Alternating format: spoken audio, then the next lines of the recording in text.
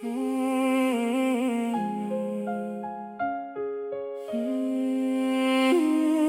moi, maman moi, maman moi, maman moi,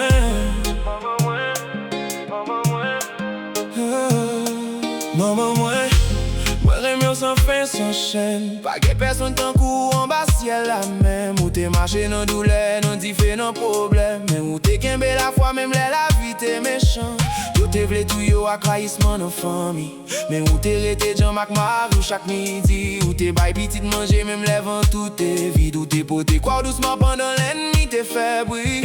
Moi songe jour yo t'es kidnappé en souffrance. Que moi t'écrasé ton couvert en silence. T'es mon tabac l'esprit moi nan nuit fait noir. Mais moi t'es kembe bon Dieu dans chaque pas. Nan tout petit ou yo moi t'es dernier inquiétude. Parce que ou t'es dit moi petit moi gain l'esprit solide. Mais depuis jour ou parti que moi perdi lumière. Yo morceau nan moi disparaître dans ciel. Maman moi ange bon Dieu boye. Même l'homme pas qu'à faire l'homme nous casser. Ou t'es vive avec yon seul ressemble.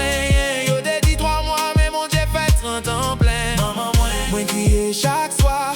Moi mande bon Dieu kembe ou nan bras. Parce que mon ça pas de mériter yon femme comme ça. Yon kè qui te plein lumière pardon ak la foi. Moi songe prête là t'es valé ak l'eau nager.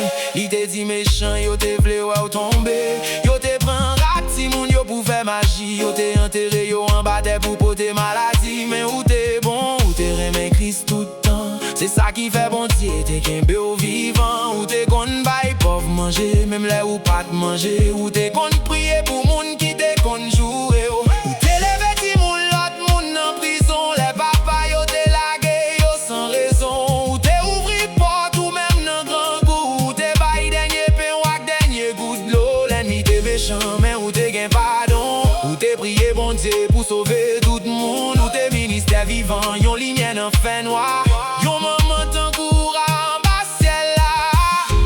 Toujours dans des voiles, moi pour compte moi.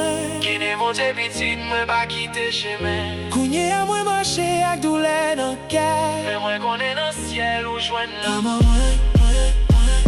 Les ciels là.